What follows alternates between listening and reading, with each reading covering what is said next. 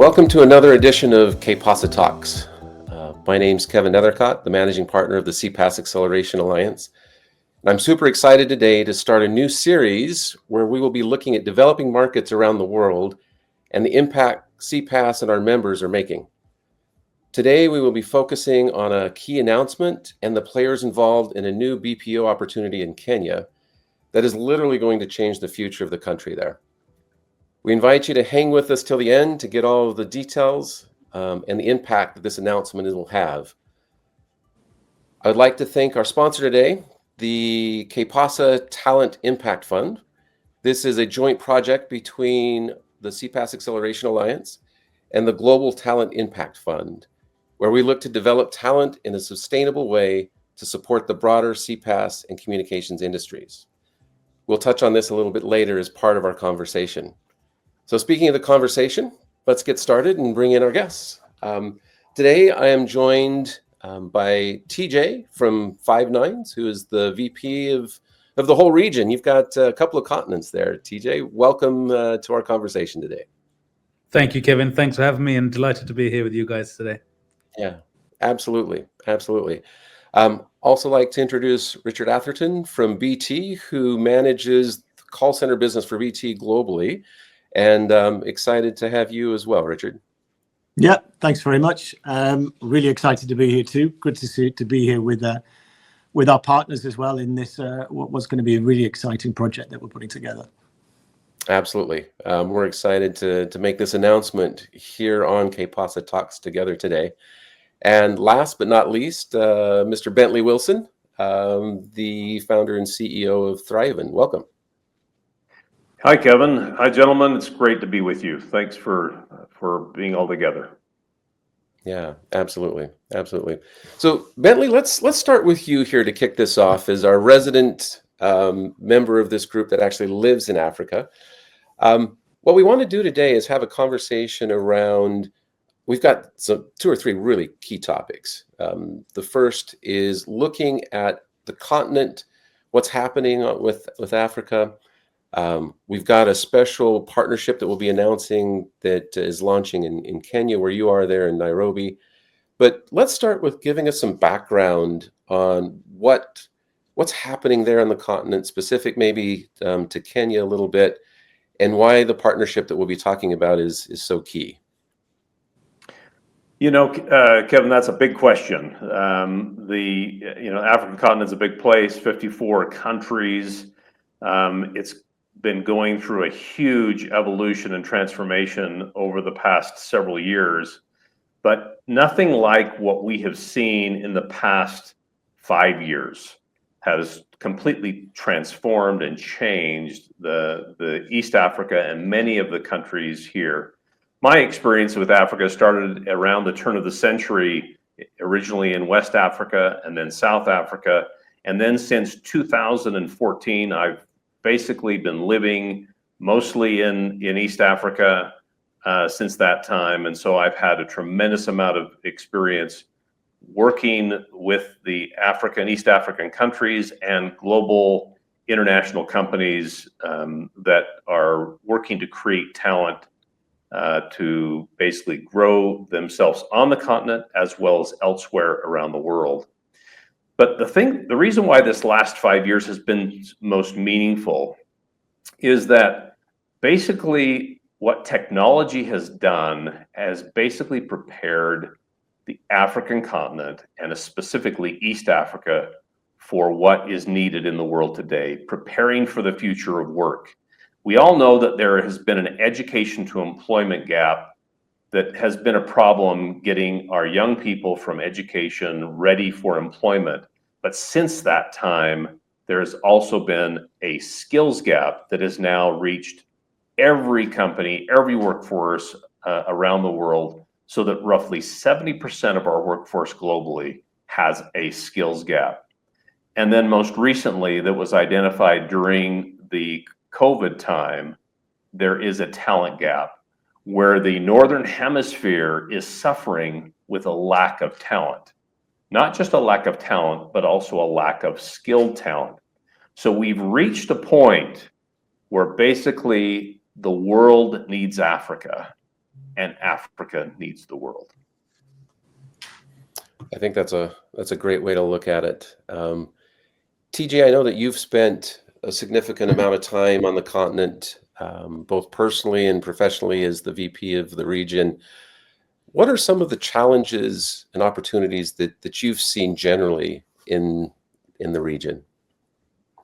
Yeah, sure. So Kevin, that's from a personal standpoint. Yes, I'm very familiar with Uganda. So Africa is, as Churchill once said, Uganda is the Emerald of Africa. So I've got a personal interest in that. But from us as a contact center vendor, historically the challenges were the scale or economy, and the costs, and we've seen that actually with the two secular tailwinds that were cloud and AI really accelerate the ROI in region, particularly in an industry we call BPOs, right? The outsourcers, where, to Bentley's point, that talent gap and that pool has been filled, and Africa really is stepping up to the plate.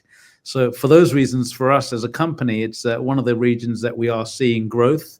It is an emerging market, but there certainly is some penetration rate increase from what we would call the legacy world into cloud. And like I said, AI really is propelling that further forward.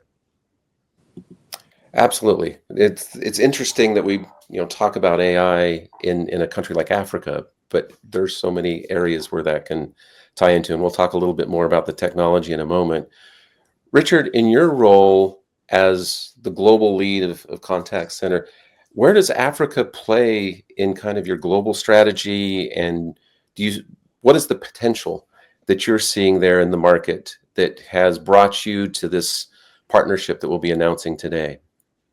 Yeah, it's a good question. There's a number of different angles here. I mean, traditionally, almost everything that BT has ever done has been based on networks. So whether that's connectivity, we're involved in laying transatlantic cables, for example, to connect markets together. And networks come in a lot of different forms. And for decades and decades, those have been physical networks, which have taken time to roll out in order to propel economies forward. The interesting thing about emerging markets, and especially Africa, is there's two things. There's, first of all, as Bentley mentioned, the level of education is increasing considerably, and the professional proficiency is increasing. But what emerging markets have managed to do is leapfrog a lot of those changes that developed or more developed markets have gone through, and leapfrog straight to the digital economy in terms of commerce, in terms of connectivity, in terms of mobile penetration levels, for example, which we can see accelerating much faster in Africa than in other parts of the world.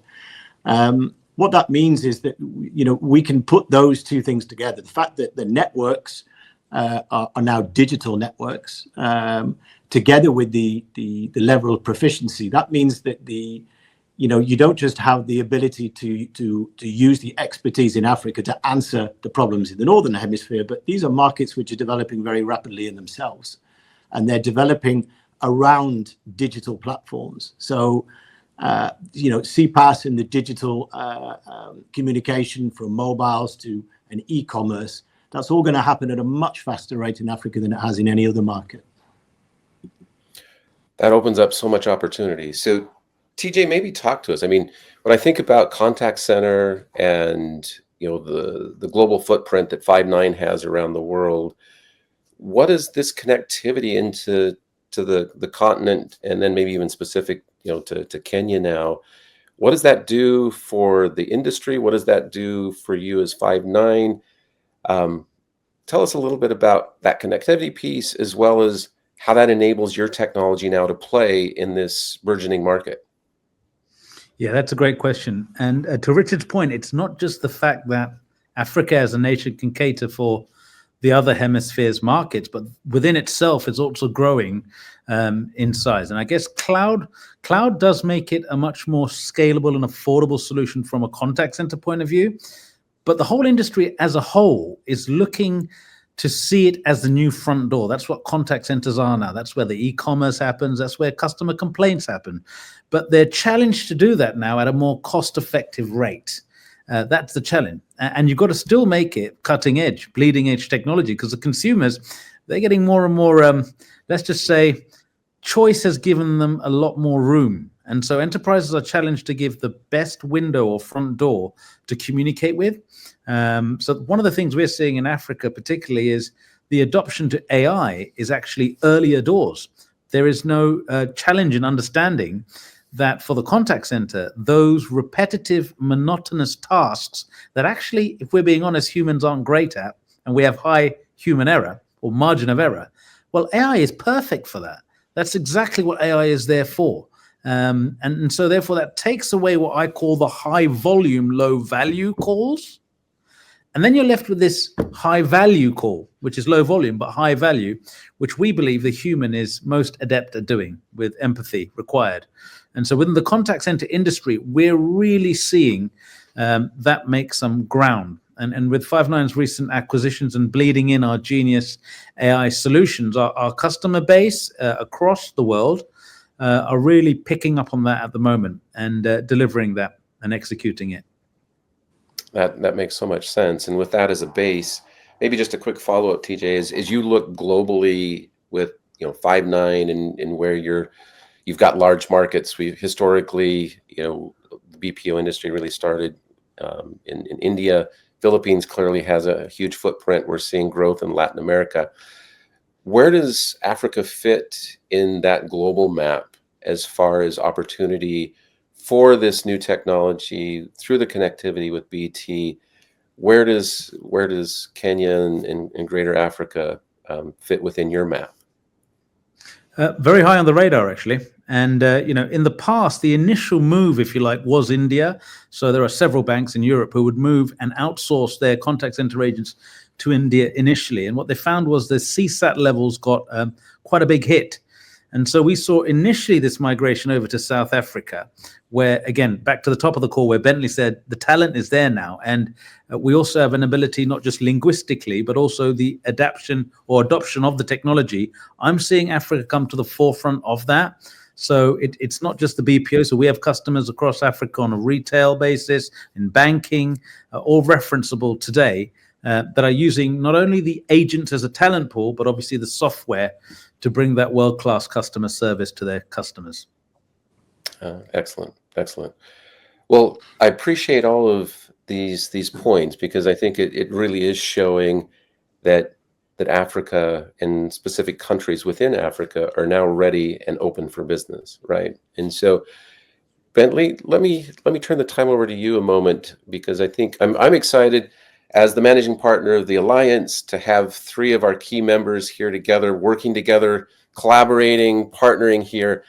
But this is actually a really big deal. Tell us a little bit about the work you've been doing and the opportunity that is literally already on the ground there in Kenya.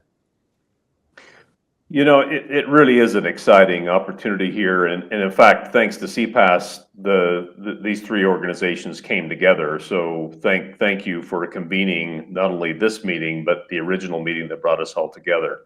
And it just shows the power that the Alliance really can bring to companies that are participating.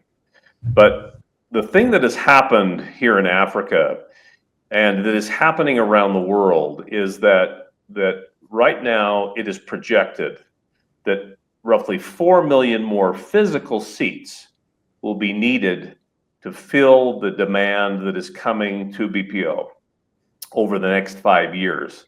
Now, that's in addition to the seats that are going to be filled by AI.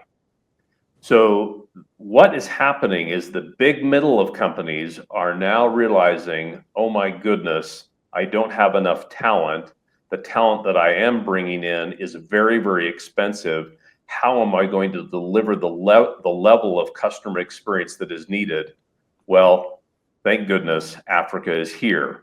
You can now do that with the great technology-first solutions that Five9 and BT and others are bringing to the table.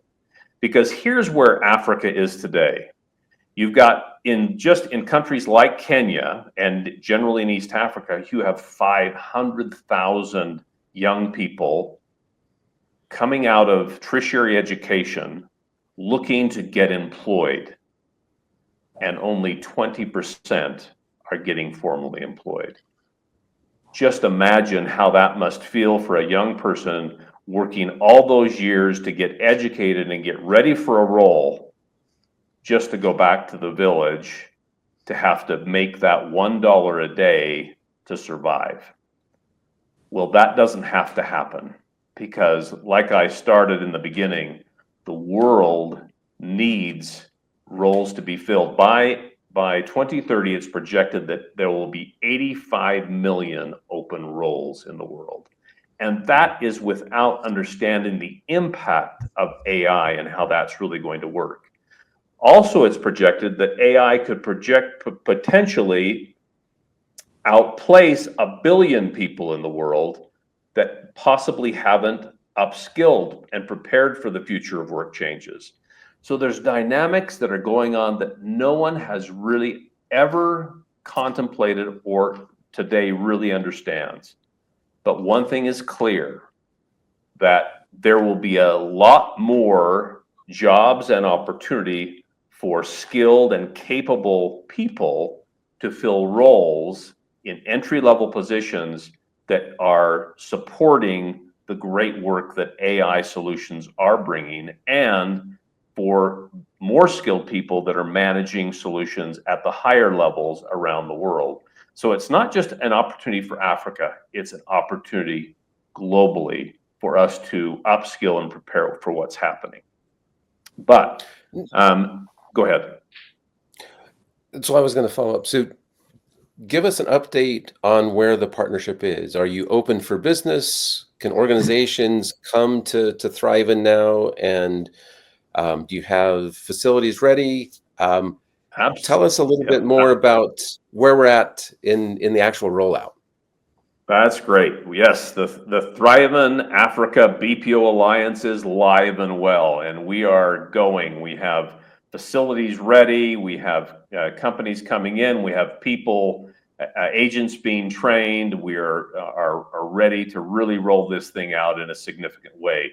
We expect to be placing our first 1,000 this year, 10,000 next year, 20,000 beyond that, and with our first initial goal of in the next 5 years to bring the first 100,000 agents to Kenya and East Africa, with a future goal of taking at least a quarter of those 4 million new roles that are opening up over the next 5 to 10 years. That's great. That's great.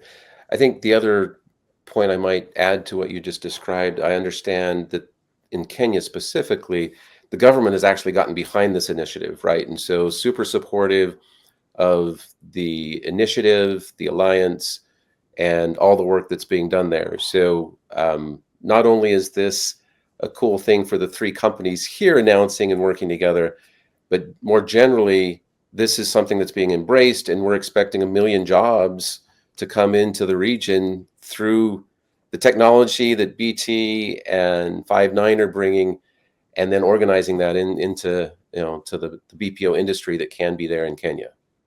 We have an open invite to the BPO operating companies of the world to come. We're laying the groundwork so that you can grow your companies today. We've invested, and we are investing, so you don't have to, so you can grab as many of those opportunities that are being grown globally and place them here in Africa. We want to be there to support you in this growth. And therefore, we've spent the time and money to make that happen. That's excellent. That's excellent. So TJ, from a Five9 perspective, maybe share with us a little bit about your hope and expectations through this partnership, as well as maybe the broader opportunity that you see both for your organization as well as the people of Africa and the opportunity this might bring to them. Yeah, sure, absolutely. I joined Five9 7 years ago, Kevin, and for me, Five9 were at the time 200 million in revenue and achieved that through what we call the direct route to market. And I said to our CEO Mike Berkland at the time, the US is brilliant for direct. It's one currency and you got one language. Over in EMEA or Europe, we got multiple languages, multiple cultures, currencies, and step over the border and there's another regulation and compliance to deal with. So it was a no-brainer for me to adopt what's called a partner-first mentality in EMEA, and I use what's called the discipleship strategy, because it worked for the best-selling book in history to have 12 partners who went across and hit quota, and so that was always the vision. Now, what we saw in Europe was this penetration has reached similar, well, not similar. US is the most penetrated when it comes to cloud, and then you've got Europe. But actually, to Bentley's point, Africa is the most underpenetrated for us as a cloud contact center and AI company. So that's the TAM, that's the total addressable market. That's so exciting. And where we lean on with BT is, well, Five9's powered by BT for connectivity, and BT powered by Five9 for the contact center provides fantastic tripartite with Thrivin to produce exactly the vision that we are rolling out here today, and I guess an exclusive, right? That's what's key to all the excitement and optimism that's building up, and hopefully you can feel it bubbling up on this call, because that's exactly where the TAM is, that's exactly where the talent is, and that's where our time and treasury should go to. And it's good to have Richard here on this call as well, because we're not new. This is not a new partnership. We've experienced that success already. We're just looking at now the area where it has the most underpenetrated for our particular line of business when it comes to contact centers. Right. No, that's a great lead in, because I know that you have that global partnership with BT. And so, Richard, as you look at the continent and your relationship with Five9, where do you see this going over the next 3 to 5 years? Yeah, it's interesting. I mean, it's, within contact centers, nothing is definite, right? I think of all the industries across the world, contact centers are made up of so many dynamic elements which never sit still. Yeah, the one point you think it's gone in the direction that you expected, it pivots in a completely different place. But one statistic, which I think will build a little bit on what Thomas and Bentley mentioned before, when we talk about AI and we talk about the developments of technology and how they're going to affect the number of people needed, because contact centers are all about the number of people within the contact center and what they are going to do to serve customers, right? Now, one interesting statistic that we've seen continuing over the last 30 years, since the very beginning of contact centers, is the number of minutes, which has always been predicted to drop, has never dropped. It always remains constant. And it's really, really strong. It's the strongest statistic across contact centers since they very first started, and it hasn't changed. Now that hasn't changed through social media, through digital channels, and there's some predictions it may change in terms of AI. One statistic that's constantly changing is the length of a call.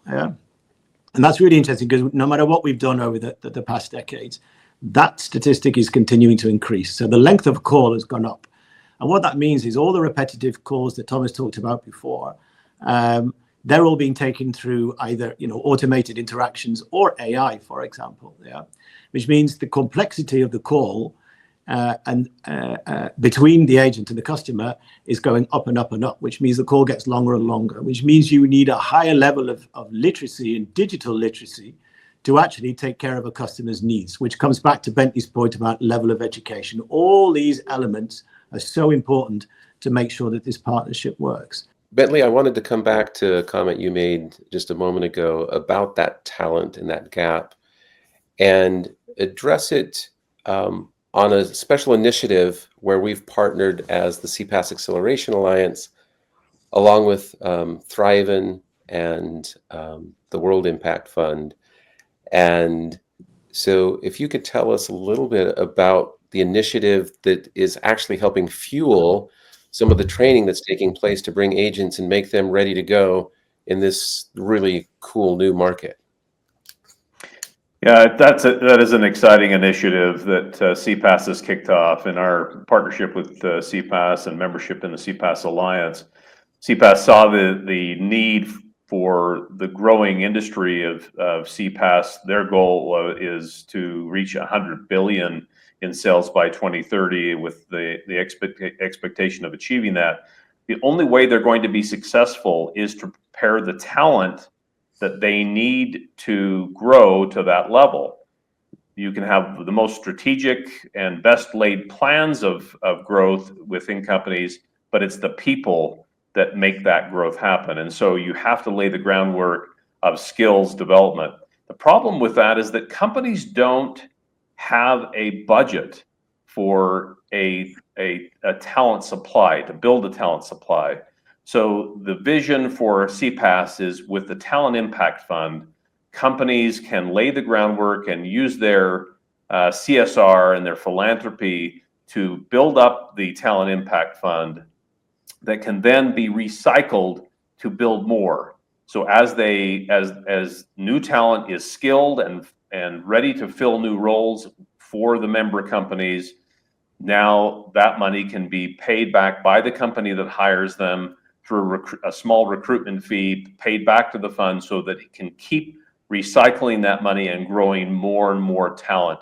So it becomes a self-fulfilling prophecy to achieve those goals.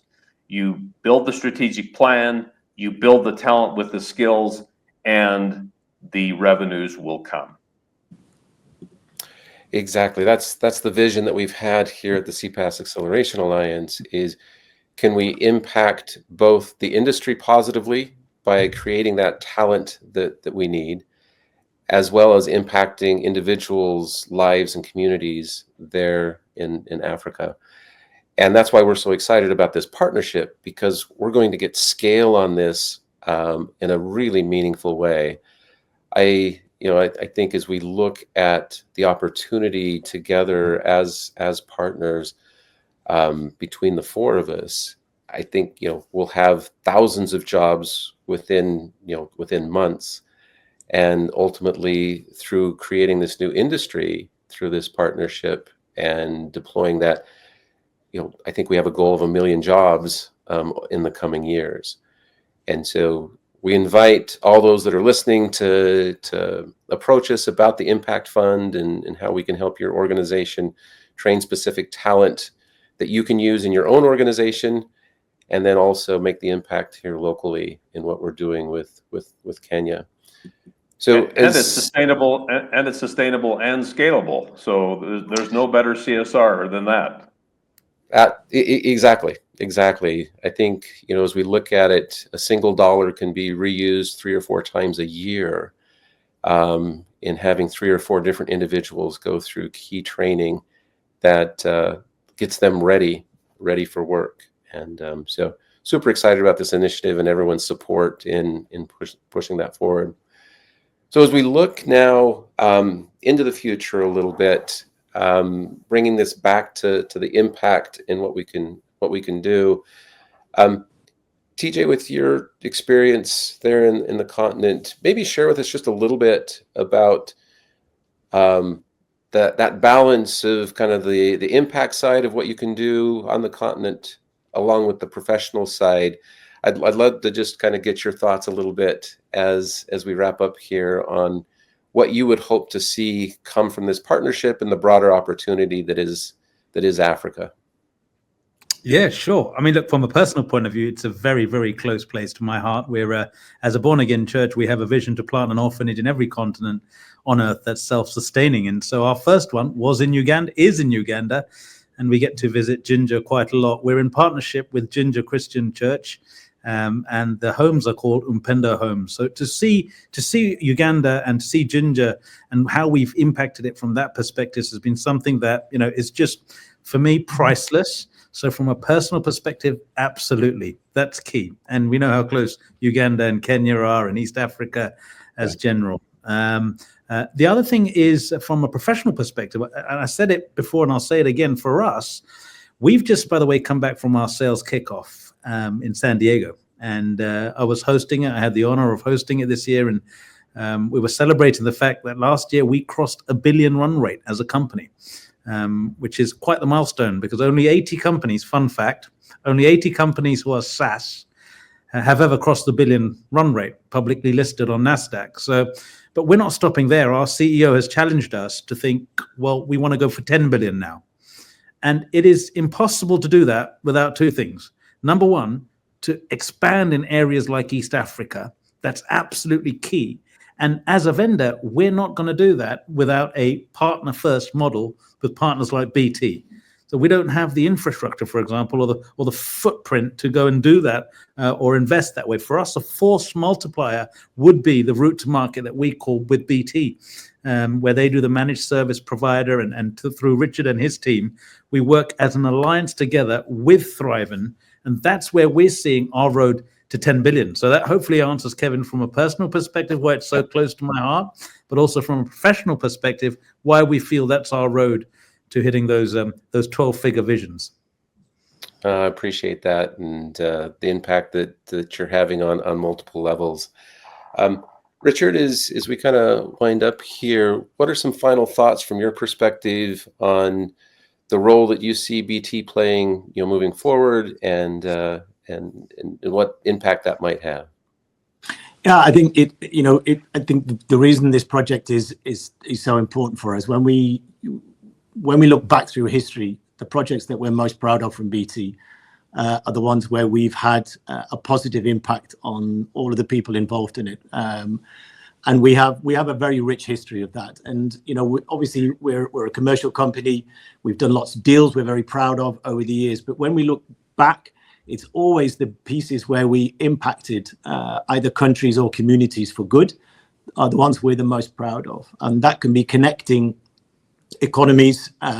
We can even be providing technologies that have helped bring about peace between countries which are in conflict. There's a lot of those things that go down in history that we're the most proud of. And we have a saying across BT that everything we do is connecting for good. This project fits perfectly into that. So working with Five9 and Thrivin and yourselves really fits in so well to the history that we're so proud of. And we're really confident this project is going to be part of that rich history too. I appreciate that. And I think with the talent amongst the team, the talent that we're developing locally, I'm very optimistic on the future of this partnership and the project. Bentley, we kicked this call off with some statistics and some challenges, but also some opportunities. Where do you see the impact that this partnership will have, and what's the real difference that you're going to see in lives there as this rolls out and is successful?